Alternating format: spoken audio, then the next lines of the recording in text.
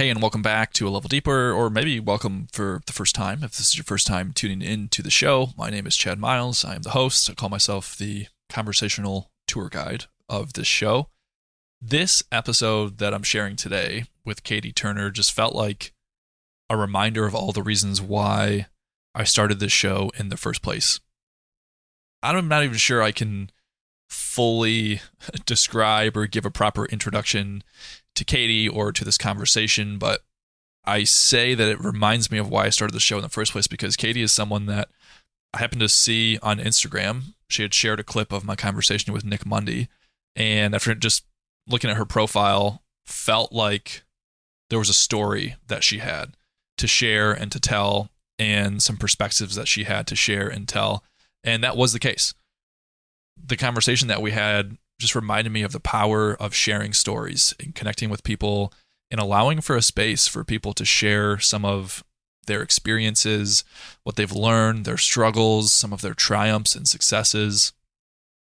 And in doing so, I think we can all gain something from that, from connecting with another human being and hearing their experience. And so I know you weren't part actively in this conversation with me, but I hope that in hearing Katy share some of her story of her upbringing and being in the military and some of the things that she's struggled with addiction and overcoming all of these things and finding her way and her path and becoming a chef, and how she's dedicated to herself to being a person of principle and where that has led her on the many journeys and stages of her life, I found really interesting, and not just interesting, but sort of enlightening. It made me think about some of my own path, my own life, the way that I view things, the work that I'm doing. It made me think about this show, and we talk about it in this episode. Look, I just think you're going to gain a lot from this conversation. And so, yeah, I guess I'm just going to get out of the way and let you hear it. Here's my conversation with Katy Turner.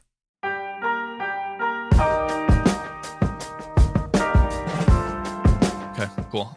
Any questions for me? I know you've done something like this before. But any questions? No. I mean, I saw some of Mundy's, and then, yeah, I'm just an open book, so I didn't really study up on anything. But you can ask anything you want to know, down to like how I like my steak cooked to when I wanted to kill myself. You know, we're a wide range, this human condition. You know, yeah. I love it. So. I love it. Yeah. Well, I tell you what a fitting phrase, you know, we're a wide range of human condition. There's a certain level of, comfortability with someone stepping into a conversation like this and being able to say, I'm an open book, ask me anything. Have you always had that level of sort of comfortability with being vulnerable? Man, I'm going to try to like not do my long-winded. The more is revealed, I'm more awake than I've ever been. That checks out. I'm older than I've ever been. I've experienced more than I ever have. I'm 35. And so where I'm at today, I'll always tell you the truth to the best of my knowledge, and I will always, this is just how I am with people today. And I didn't used to be this way, but I've always been very deeply, deeply sensitive. And I used to use that word like too sensitive, or people would say, you're too this, you're too moody, you're too whatever. And I'm not too much or whatever of anything. This is just what's up for me, and things that I feel like have hindered my ability to evolve, I've totally looked at. But things like sensitivity, I'm not trying to alter that at all, So was I as open my whole life? I've always been super open to like a profound experience that like really touches me. I don't know what that was, but so that's little hiccup. Oh my! I think it's fine. Siri, this is what I'm talking about. Sorry, but yeah. So anyway, no, I used to protect my solutions, like the bulimia, the booze, whatever I was up to, and now that they're not my solutions, I'm like, yeah. Bye-bye. Someone told me I had to be honest to keep them away. Bye-bye. So I just am an open book. I don't want to ever go back to how I was living. Yeah, that's an interesting phrase, protect my solutions. Particularly that word solutions. Solutions for what? Um, man, the human condition. I don't know, at least this human. I've always had a lot of questions, a big war in the mind, a lot of empathy that has been really crippling my entire life. Just different thing, whatever, the noise, wherever it comes from, whether it's self-induced or just observation or level of empathy to where I don't know you, but I feel for you. I don't know. It's always been vibrating really, really intensely. So, and there was like fear and insecurity and all that stuff too. So all the things I needed to quiet down or amplify or whatever, all the things. So now I'm that same way, just with new things. But yeah, the things that were killing me, like alcohol, your validation, body image dysmorphia, bulimia, whether it had to do with the alcohol and the way my brain is and my addiction just shifting around. And then also probably some of it body image dysmorphia and just different things, just a big ball of joy. I just needed to quiet down this big ball of joy. So, yeah. So anyway, so when I was anxious, the bulimia quieted that noise. I never, things like when I was sad, I've always been like someone that kind of just wallowed in the sadness and wanted to feel it all, even if it was really painful. But anxiety is huge for me. And so the bulimia, the whiskey, that really I turned to quiet that sort of level of it. I'm very intense. So I just I've had to, well, a lot of people have helped me, a lot of divine intervention. I'm just going to say off the rip, I'm not a religious person, but I definitely believe in something. Okay. And maybe that'll change too one day. I don't know. But yeah, a lot of this where I'm at today is not my own doing, but I did make effort the whole time trudging and like something met me where I was at and helped me the other halfway, So, Well, it's, the opposite of solution, I guess, would be problem, right? Or a solution is an answer to a problem. So it sounded like maybe there was you were looking at these things in your life like anxiety or things that you were feeling like problems that then needed solutions, and then you found things that were the solutions to those things. Is that kind of yeah, yeah. Well, see, what I found, not what found me, but what I found were a lot of solutions, very temporary solutions. I call them band-aids on a bullet hole, right? Like maybe it lasts for a second, but you will bleed out. So it's like, it's been like 9 years now that I've been in recovery for X, Y, or Z. And I always had a lot of awareness before that moment where I switched to like outside help, meaning like beyond just me white knuckling everything on my own, which is very my style. Like I got this and I'm not unique in any of this, right? This is just my story. That's my style. My style as well. Right. I don't think I'm unique in any of this, which is also why I'm so open, because I do think there's a lot of like common difficulty out there and a lot of like protecting our secrets, solutions that keep us sick because maybe we don't have a push from somebody else. Maybe we're not in enough pain to actually make a change. That's how I roll. So it takes a lot for me to change, to shift or to be willing to shift. It's not even me changing. I'm just like, it takes a lot of pain for me to create a space where I will allow some divine intervention, some people, maybe they're the vessels for that divine intervention. I don't know, but it takes a lot of pain for me to get to a place where I am willing to be like, I give up. I'll take whatever help I can get, So that's really how it all began anyway. But so it's been like 9 years of this journey, even though when I think you like pop out, that's when the journey begins. It's been 9 years of like this recovery chapter, and so many things have shifted. So many perspectives have changed. All good stuff. I don't think anything is wasted at all. It's hard to really sum it up anymore. But I know that the solutions for me helped in like a nanosecond, right? Like I was upset, I'd take a shot of whiskey. Or, I was super anxious and I would binge eat like an hour's worth of food. So much money I spent doing that. And then just to throw up and then go smoke a cigarette. And that felt relief to me for some reason, so those were my solutions that I was protecting.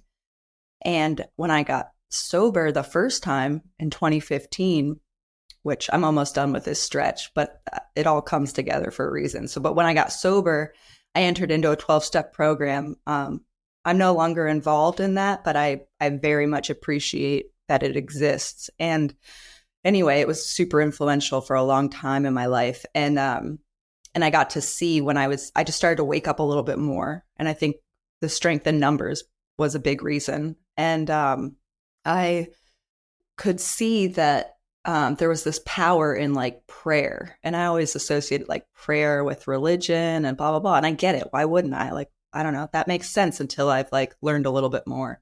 So anyway, I was just like, I don't really want to rely on that. But anyway, I got into enough pain to where I started to pick up these tools that they told me about.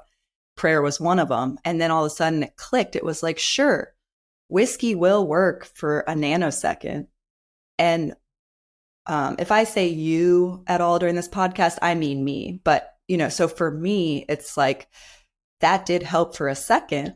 And so I always went to that because I knew that I knew that I was in control. I knew that there was a tangible solution. Prayer, I didn't have any definitive result. I'm like, I don't have any control over that. You're telling me to pray. Pray to what? For one, something I got to create, some relationship. Okay. I thought you were going to give me this.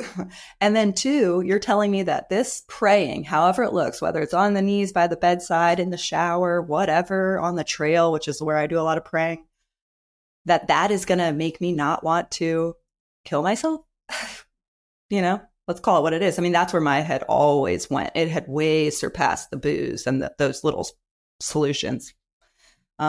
So anyway, I had to stack up enough experience of being in enough pain to welcome that solution that did not give me instant relief. Then when that happened and it worked, then I was like, okay, I believe you. I'll pray. But, it's like, I don't know why people say blind faith. I feel like all faith is blind, but it's like having that faith that something else will work. You just really have to give it one shot to know, that it will. And, as addiction or whatever, there's so many. I believe I'm an alcoholic. I don't know. I've also done like 9 years of a 12-step program, or like 8 years out of the 9 I've been in recovery. And so I don't really know how I define anything anymore, but I know that I wish to never drink again. I do believe I have a major problem with alcohol. And it's gotten me into a lot of trouble internally, externally. So, I think I'm an alcoholic. I say that. I believe that I don't have a healthy relationship with alcohol. I don't think that will ever change. Where I'm at today, I'm really weary about labels defining me. I want to create space to be more than just my addiction, more than just, I'm a chef, more than whatever. So that's the only reason. But like, I firmly believe I'm not capable of drinking alcohol. So I don't know. It's a lot of, so there are a lot of things that I picked up in a 12-step program that helped me a lot. Maybe I would have stumbled upon them on my own. I doubt it. So I'm very grateful for all that stuff. Like the power of prayer. Yeah. So I'm curious about that. It's like I think you describe the shared human condition well. I think we all look for, when we have these problems in our lives, we notice these things. It's easy to go to the temporary solutions, the solutions that act the fastest and make us feel different or what we perceive as better the fastest. So we go to those things. That was your story. And then you found something like prayer and you're like, all right, what the heck? I'm going to give this thing a try. What was that experience like? Because was it an immediate thing where you tried something like prayer and then immediately you were like, oh my gosh, this is giving me that same whatever I've been searching for? Or was it a period or a process where you had to have faith that this action is going to help in some way without immediate evidence? Yeah, the latter. Yeah, I was like, where's that genie in a bottle? I'm so hot. I hope I'm not sick too. Yeah, so Hunter was violently throwing up all night. It's awful. It makes me sad. That is like, so much has changed. And that's why I feel like I'm so long-winded. Like since I'd always been, let's dial it back. So I was in the Army Reserves when I got my first DUI in 2014. And I was mortified. I'm not proud of that at all. I share it if that hinders my business. I don't really care. It's like, this is my story, man. If you don't want me to cater suppers for you, fine.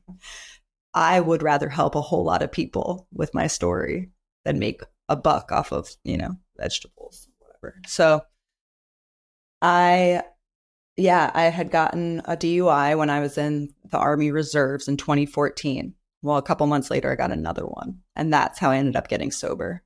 What I was like when I wore that uniform was not the same way when I drank.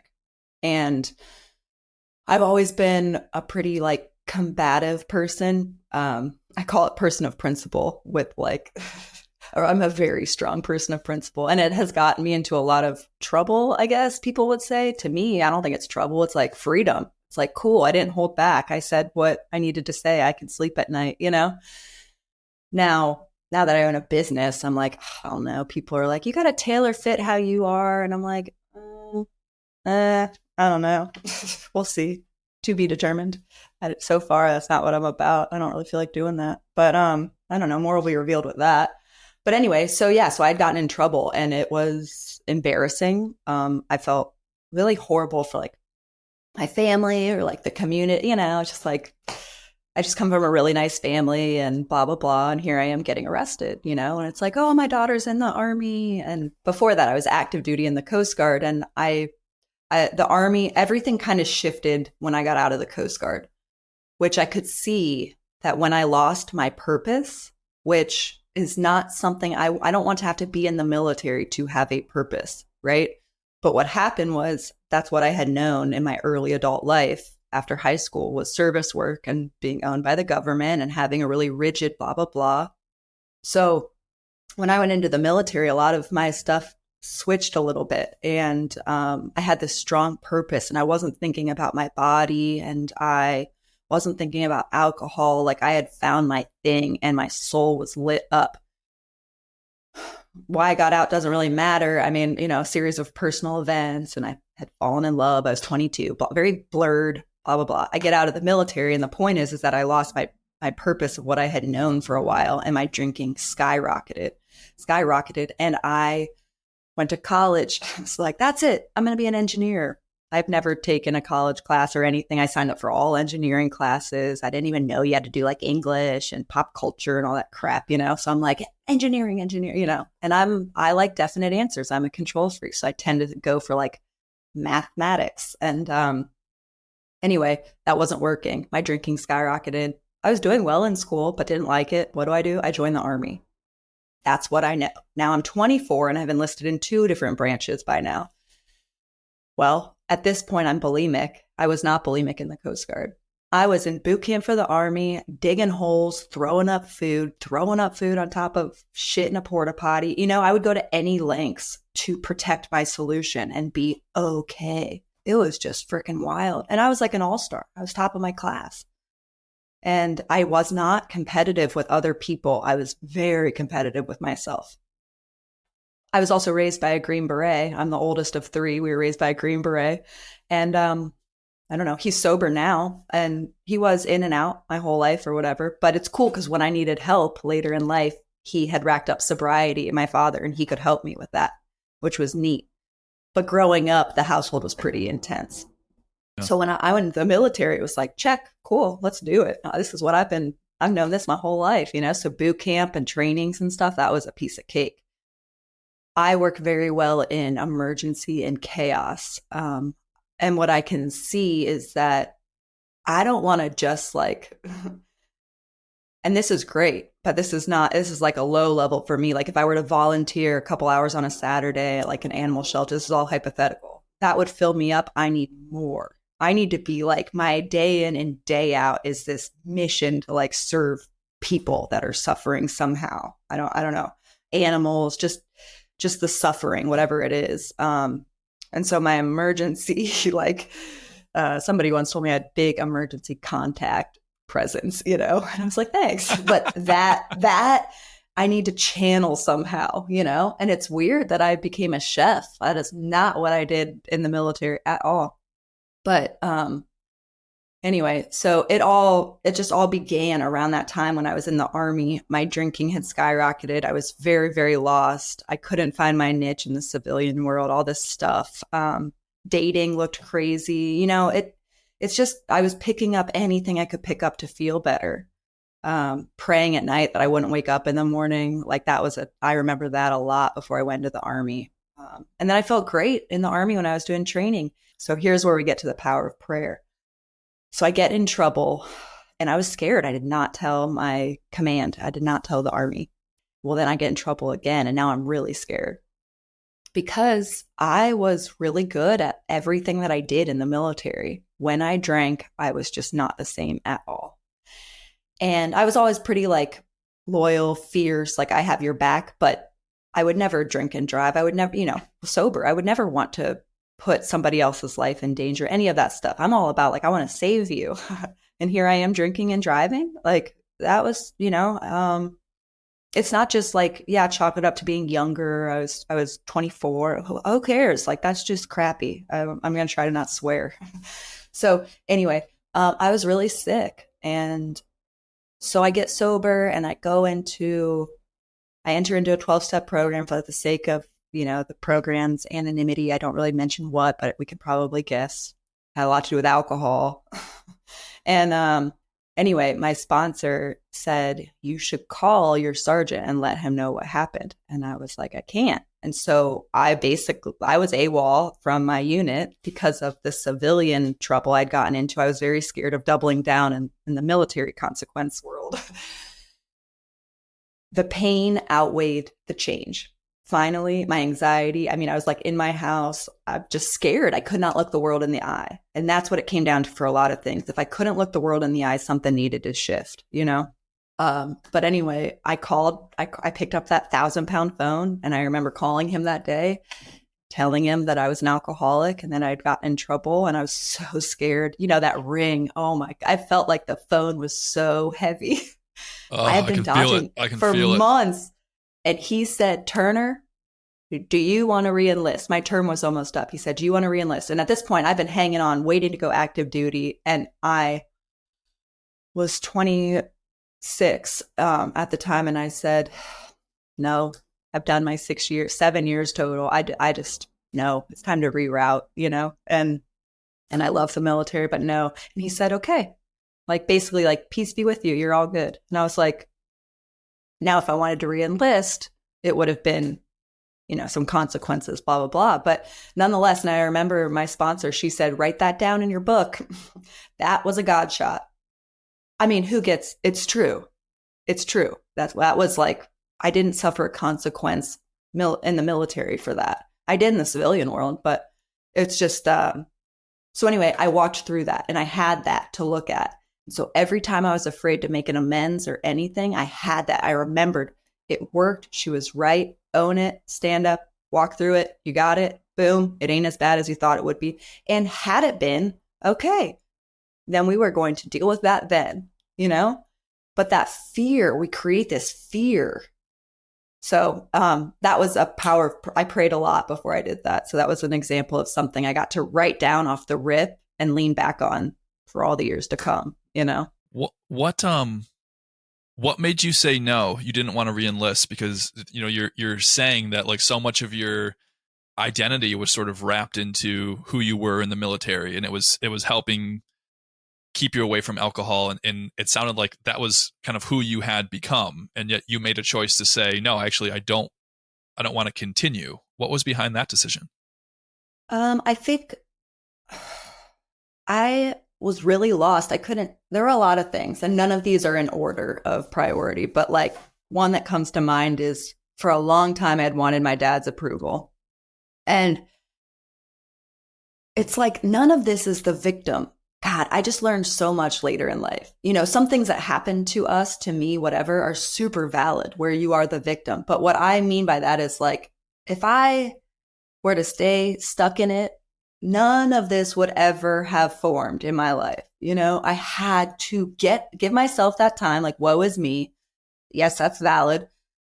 Get up and keep moving, So our father from a very young age was like, you're not the victim. And sometimes I'm like, I think I am, but whatever, And so and so by the time I became grown, I was like, okay, or, so there were some things that came easier to me in this adult life because of the way I was raised and my mother's super compassionate and sweet. And my father's very sensitive, and he's helped so many people, especially in recovery. And so when I got sober, it was really neat to see how many people he had helped, because I had only had this vision of him affecting, in my life a certain way the whole time. So that was neat and very healing too.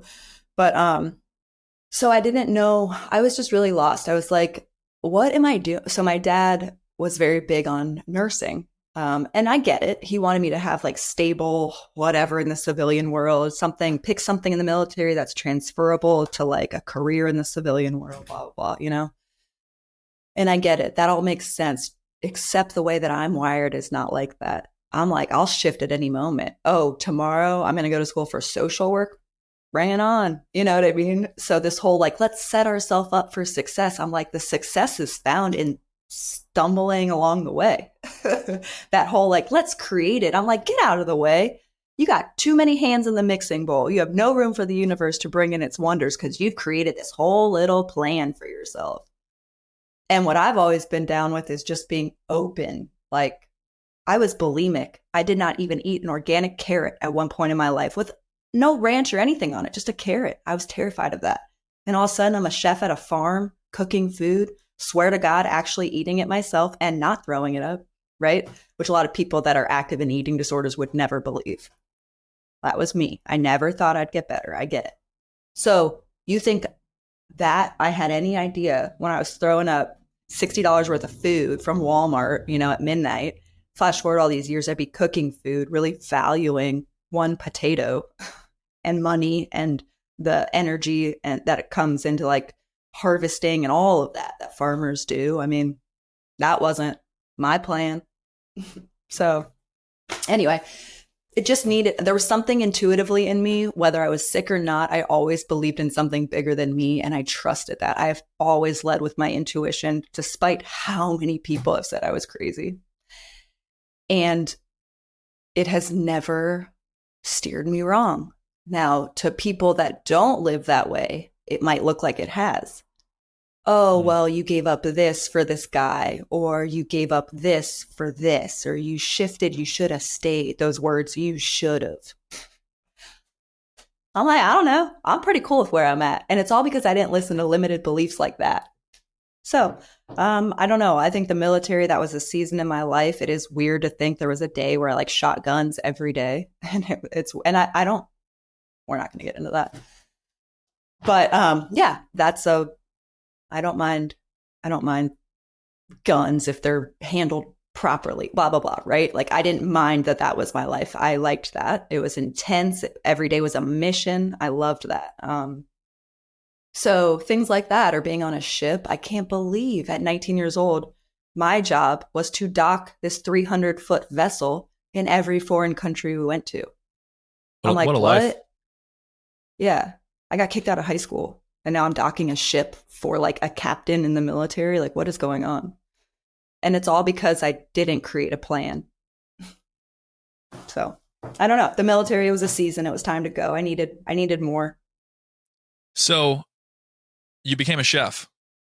You were talking about, maybe you'd go to school for engineering and you like math. And in my mind, I'm hearing that and I'm like, well, I don't know if that equates to becoming a chef. So, and yeah.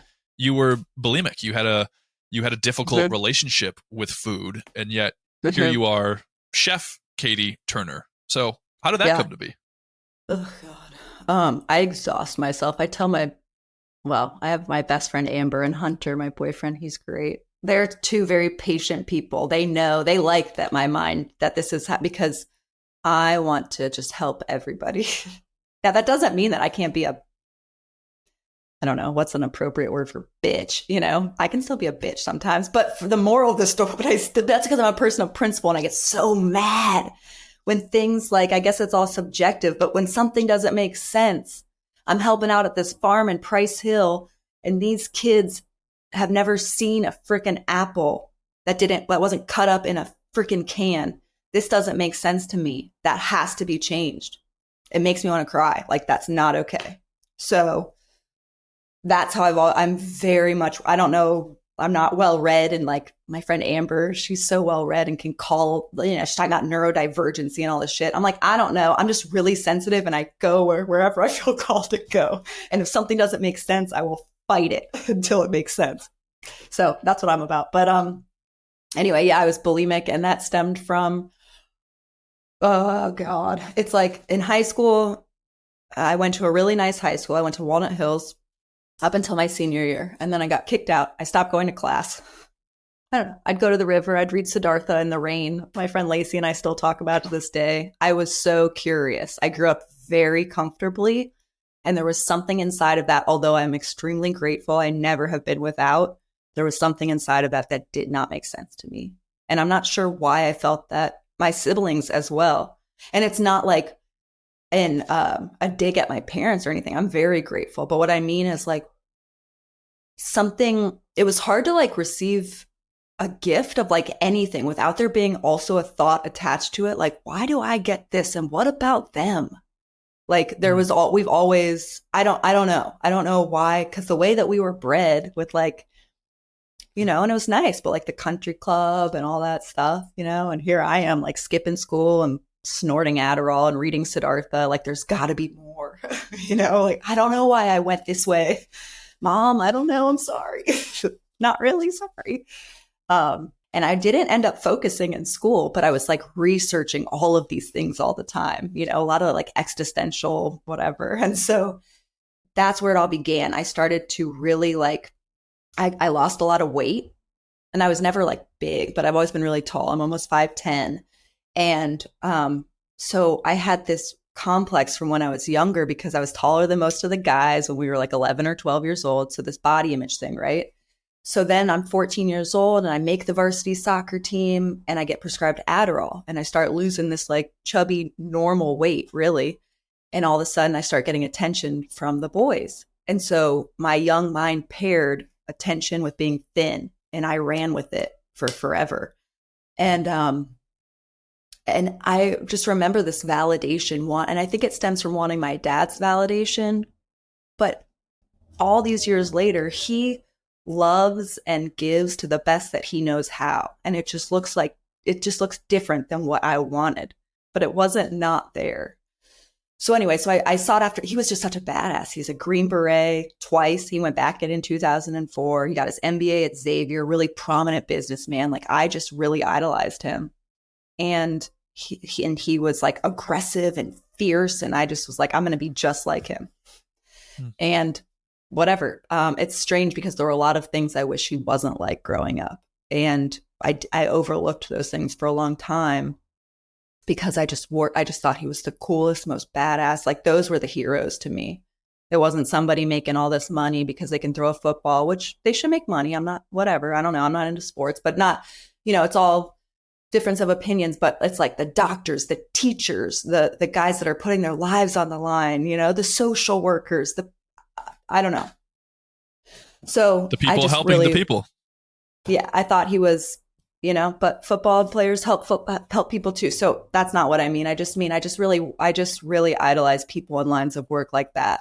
I thought it was just so important. And I went to the Coast Guard. I did AmeriCorps after high school. So I graduated from Hughes after I got kicked out. I did AmeriCorps for a year. Hurricane Katrina happened to hit right when I graduated, when I was 17. I went down to the Gulf to rebuild for a year, and it catapulted me into my desire for more service work. And then a month later, I went to the Coast Guard, and I was not bulimic or had any of those tendencies that I did in high school when I was in the Coast Guard. And that really helped me later in my healing in reflection, because every time I had a strong purpose, I didn't turn to this outside solution. It's like I had God, or whatever you want to call it, working through me, and I was lit up and I was my best self. And but I do think that there's something to be said that you should maybe be able to feel that way without being in overdrive all the time. And that was a reason that I ended up wanting to get out of the military. Is my life, I wanted a more gentle life. And maybe not so intense. Like my intensity, all these personality traits, characteristics, whatever you call them. I don't know what's appropriate anymore to say what, but like that worked really well in the military. Well, then I get out into this normal civilian world and I'm like, wow, my intensity or I'm aggressive or brash or whatever, whatever. I'm like, that doesn't work so well, I guess. I'm having this like conflict. I feel like I'm going upstream. I can't get ahead. I'm like, what do you mean? I'm just calling a spade a spade. I don't get it. So anyway, so when I was in the Coast Guard, did not have the bulimia. And it's nobody's fault, but I did go through this little heartache. I was 22 at the time. It was a very big deal to me. Now I got out of the Coast Guard. I moved to Florida. I was living with my grandparents. I was going to the life of luxury for sure. I was going to the beach every day. And now I was very insecure about my body. I was very insecure about just my entire build. I was very athletic. I was very small chested at the time. I did have a surgery a few years ago that changed that for me, and I'm glad I did it. But my whole life, that was my build, and I just didn't feel comfortable in my own skin.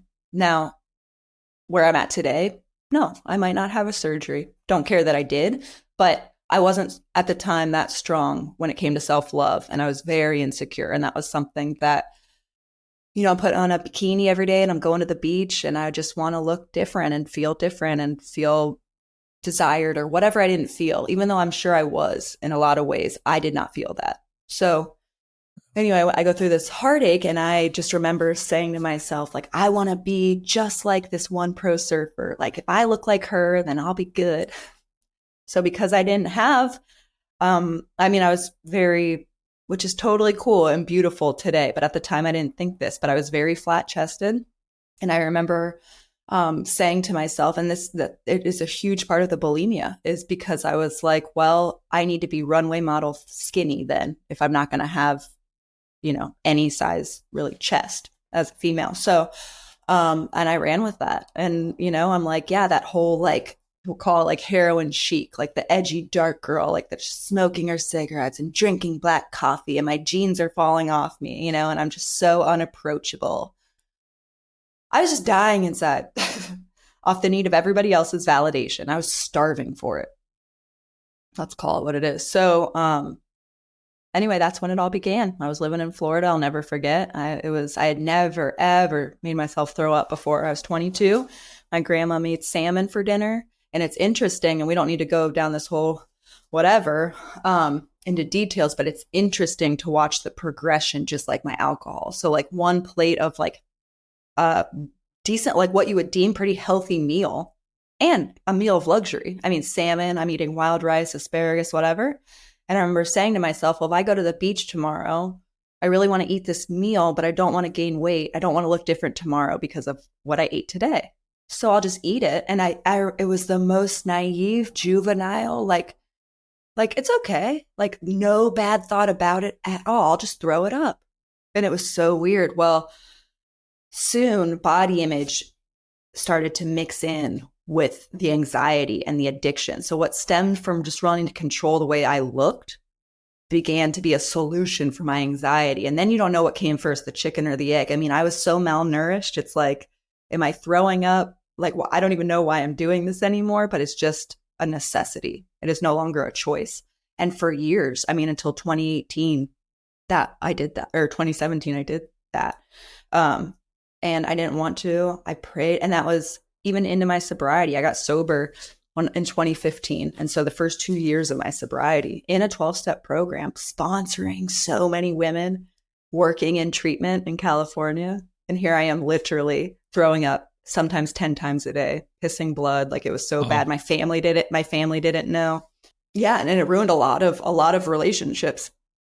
And there was one in particular that it continued to ruin because I had this secret. So like I would go out and we would drink. And then by the end of the night, I'd be like, I hate you. I'm done with you, because I needed to go home and binge eat and throw up.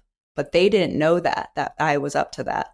So I would spin it to where everybody else was the problem and the villain so that I could escape to go protect my solution and get what I needed. And then I would the next day make amends and please don't, come back or whatever. And it's just like, It was wild. I never went out to eat with people. If I did, it was torture because I couldn't eat the amount I wanted to, or else they'd be like, what the hell? I never drank on a plane because I couldn't drink the way I wanted to. And those were primarily my two. I don't know which was worse. I'm a really bad drunk, but the food, I'd probably choose that over the drinking any day. And I loved whiskey. So I don't know. They were pretty gnarly. And it was hard the bulimia got way worse when I got sober because I didn't understand the power of, I just say God, which probably makes people that are not religious, and I'm not, but still, it probably makes people that hear that word cringe. I used to be that way because but yeah, I just say God to sum it up. Powers that be, the universe, whatever. But what happened was I was working in treatment in California. It was 2017. I had a job offer out there to run a sober living, blah, blah, whatever. And I was helping all these women, but they'd go to bed and I'd be throwing up at night, or I'd throw up in a trash bag and take it down the street like I would go to any lengths, right? I thought that if I kept helping people, it would go away.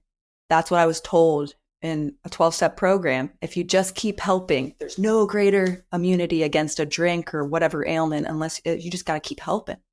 So what I saw was that I was running on spiritual fumes myself. So one day I got caught, and I am forever grateful to this girl that came up to me and said, "What is wrong?" My coworker. And I was taking the girls to their outpatient, and she came up to me and was like, "What is wrong?" And I broke. And that's why I believe in God, whatever the heck you want to call something bigger than me, because I was not willing to let go of that until I guess that moment. And my pride was too big to go to treatment. And I came back to Cincinnati, and that's how I ended up back here in 2017. I packed my truck, and if it didn't fit, I didn't bring it home, and I drove home, and I ended up, and a whole month went by until I started recovering from the bulimia. And so anyway, someone asked me to give my lead at an AA meeting in front of this was a popular meeting. It was probably 100, 150 people that night. And I got up there, and I don't know why. I love it. I don't know why. It makes me smile. I can remember everything about it. I told the truth. I said, yeah, this is what you will look like at 2 years sober when you don't work the steps, when you don't pick up the tools that have been given to you, when you try to cut corners, when you try to do the spiritual bypassing. You might be 2 years sober with other solutions that are secrets, and you might want to swallow a bullet. And that's where I was at. And later that night, my sponsor had people over for dinner. And that was not what I was ever about, I was used to that, saying no thanks. And I said, yeah. And I ate a taco salad, and I didn't throw it up.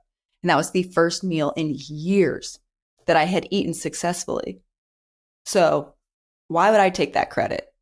That's got to be divine intervention. Why that day did I all of a sudden eat a meal all these years later successfully?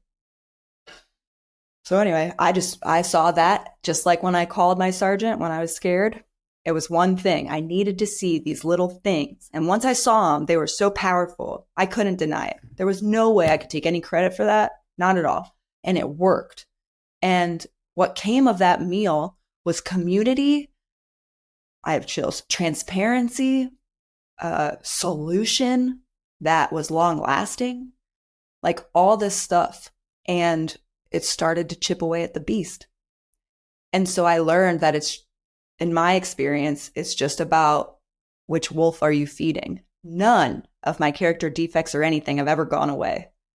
Am I feeding the good wolf today, or am I feeding the bad wolf? Whatever, it's like the tale of two wolves, the story of two wolves. And so, is it all about ego and validation and pride and envy and I need mine and blah, blah, blah? Or is it about compassion and empathy and selflessness and love and being genuine and loyalty? And it's like, when I feed that wolf, but if I stop working on my spiritual fitness, let's say, I'll go right back to where I was. Nothing has been removed from me. It's just about it's all dormant. So it's a constant daily reprieve. But that's how it all began. And I went to Maine during the height of the pandemic. And really when it first began, I was enrolled in Good Sam's nursing program. And I was a server at a semi-fine dining restaurant making good money each week. And COVID hit. And I am so sorry for all of what it has caused people in a negative way. But for me, it rerouted my entire life for the good. So I went to Maine and I got a job in a boatyard being a deckhand because that's what I did in the Coast Guard.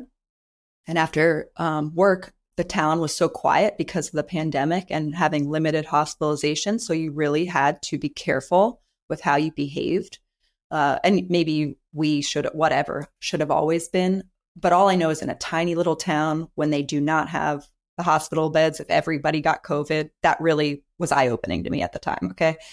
So I'm following all the rules, blah, blah, blah. And we're doing little farmers market swaps secretly on the island because you're not supposed to be meeting up with peeps, you know?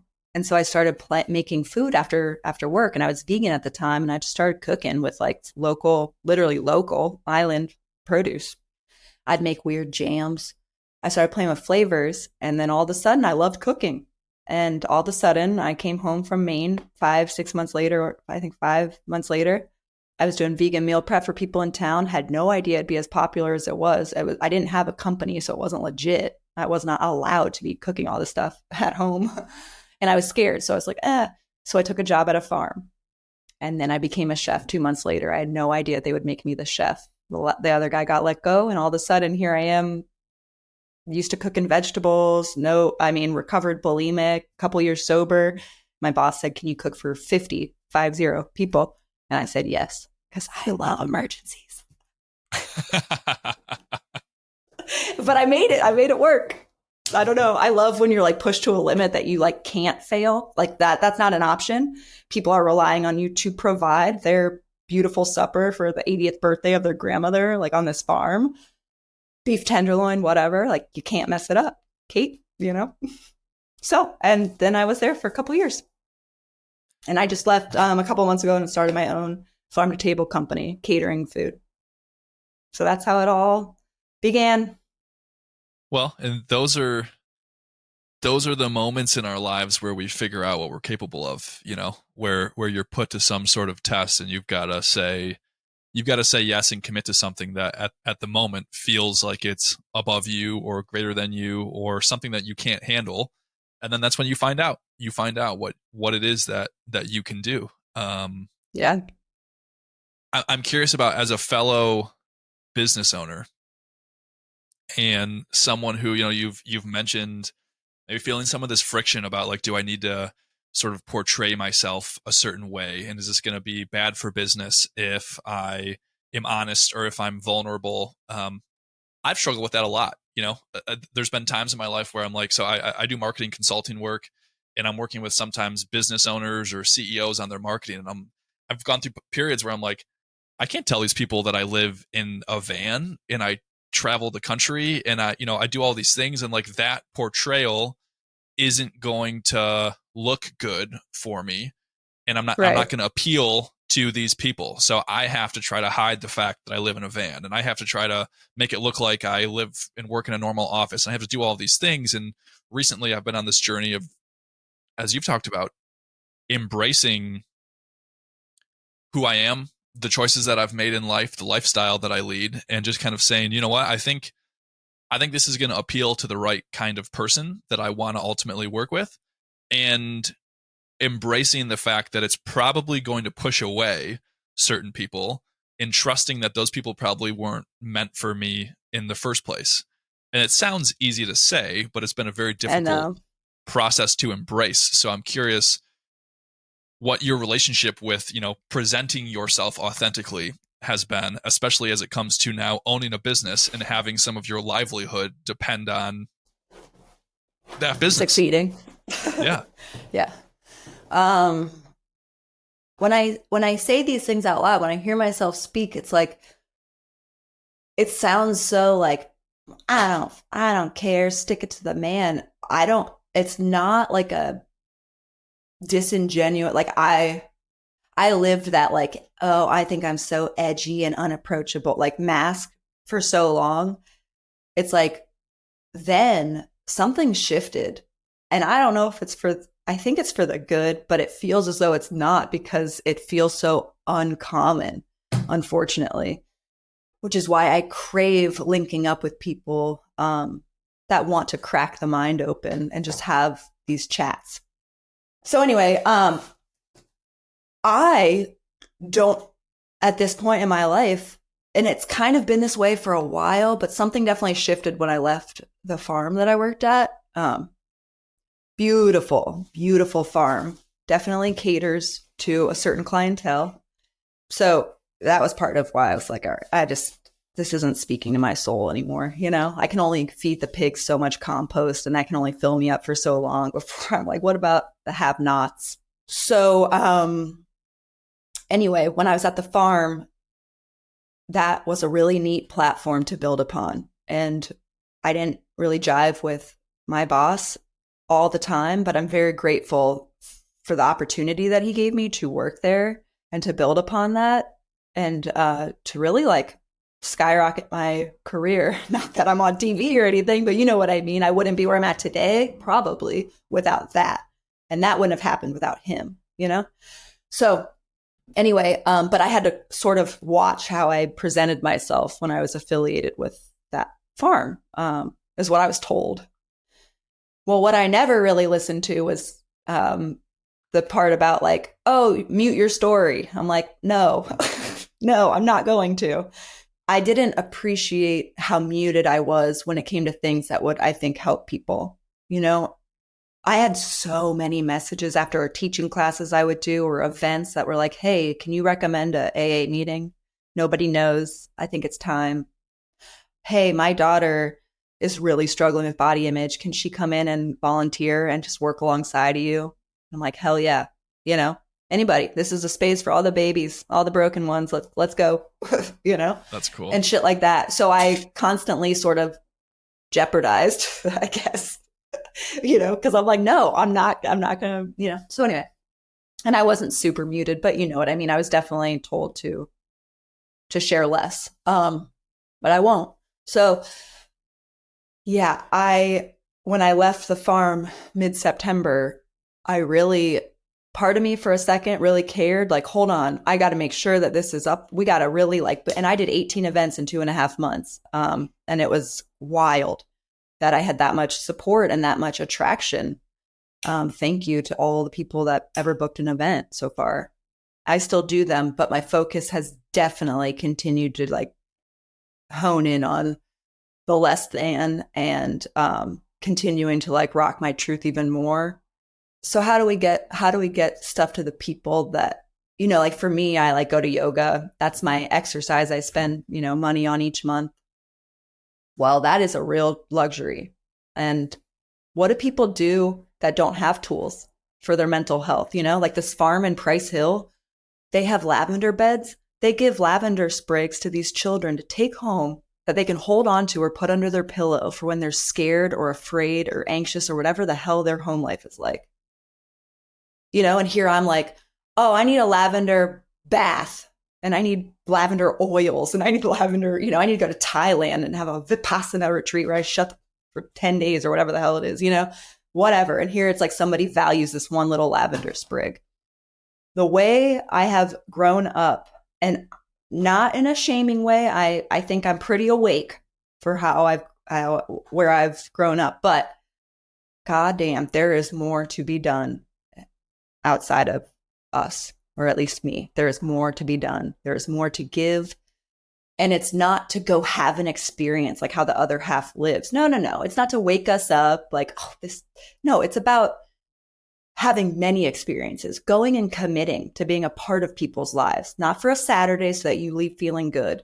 For like every Saturday. This is now part of like me, Amber, Hunter's routine. Amber and I are going out of town. Hunter is going to build a greenhouse for them on Saturday. He just met those kids yesterday for the first time. And I get so caught up in like the whole, what do people think? And do I have the tools to even, I created a business overnight within 48 hours because I left a job abruptly. It was time to go. Details don't matter any longer. I needed to go. I also needed to make sure I was legit. I don't have a lot of money. I worked on a farm. Okay. I took a couple $100s and I bought a damn LLC. I said, I'm investing in myself. I have never had skin in the game. Skin in the game. What has not just been given to me? And it's like, so anyway, I'm going down to Price Hill and we're teaching the kids like, yo, this is how you grow a potato in your window at home. And you could eat a bag of potato chips. There's no shame. Okay. Sometimes that's all that's available for some people.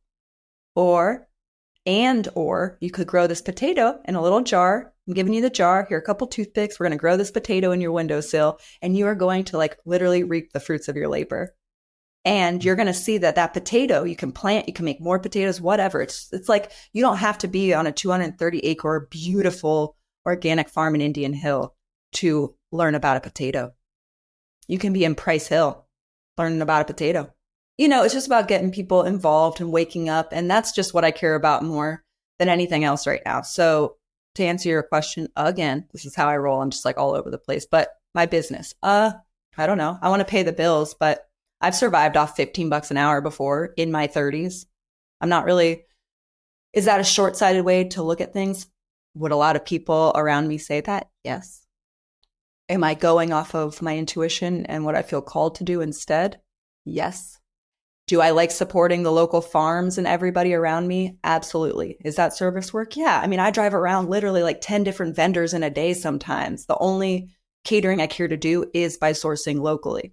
I'm no hero in that. I think everybody should be doing that. It's not like, oh, Katy Turner is sourcing locally. It's like, I think a lot of people are. I'm not unique in that. I just want to get it louder. That's all. I have never stood for what I believe in taller than where I'm at today. Whatever else that looks like, I just don't care. And if that is short-sighted, in this moment, I don't care. I don't know. Maybe one day it'll bite me in the ass. I have no idea. All I know is today I woke up and I cared about teaching those kids about apples in Price Hill. I did not care about how much money I'm going to make from Mon and Liat. How much money can I charge because beef is $44 a pound right now or whatever. So I don't know. Maybe it'll affect my business. I know, not that I really care, but like, of course you can see I lose. The more I say what's up with me in my head and where I'm at, I lose followers. That's all I know. Now, what I tell myself, and I really do believe this today, if you ain't about what I'm about, it's all good. Don't follow me. If you don't want me to cater a supper because when I was 20, I got in trouble for drinking and driving, and I am sorry, but I'm a chef. I shouldn't say that out loud. Well, I might not be able to help anybody that has bulimia if I didn't say that out loud. Right. Because I definitely wouldn't have recovered from that had I not gotten sober. And I wouldn't have gotten sober unless I had gotten in trouble. That's just how I was never going to go into AA like, I want to be here. No, it's like, you go, you've messed up. I'm like, fine, you're right, I did, So I don't know. I'm just all about owning it, rocking your truth. That has changed a lot for me over the years. It's all sorts of sideways, but I care about people. I care about people that are in pain. I know what it's like to be in pain, and I can still, you can have all this self-awareness in the world and I'll still go down a hole in some pain. But if I hadn't been honest with people, then I wouldn't have those people around me to help me out of it.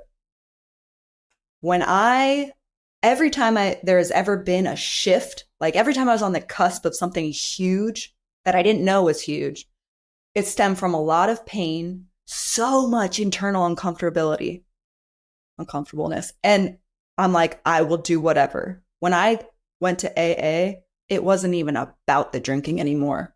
I wanted to die. And I could put on the makeup. You would never know. In my army uniform, I was like the poster child. You'd never know. I was miserable. I craved not waking up, and I don't know why.